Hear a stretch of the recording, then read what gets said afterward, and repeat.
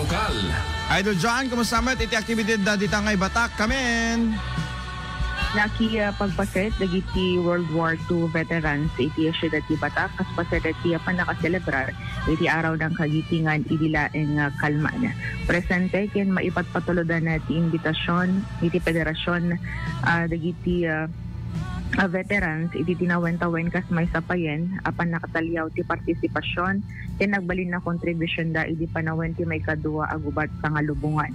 Naangay ti seremonya iti historical site ti military government iti World War II iti barangay Kamandingan nga inorganisara ti City Government of Batak ken iti Philippine Veterans Affairs Office.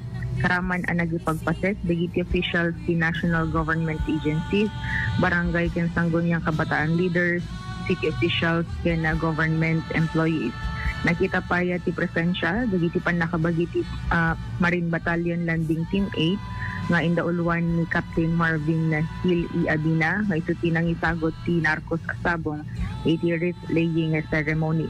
Kalpasan na ti daytoy ket nagturong dapay iti wreath laying ceremony medlaeng anay sayangkat iti Barangay Colo, particularity monumento wenno site nakapugutan na ti ulo kay di First Lieutenant Isabelo Monge.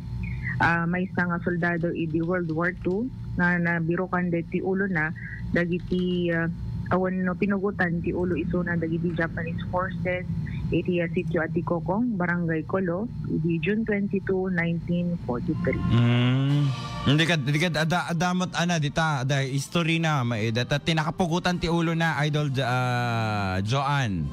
When is nga duwa nga site ti nagturungan da kada ti wreath laying ceremony idol ko na nataliyaw ti nagbalin nga partisipasyon nga road contribution dagiti war veterans iti laeng kalman.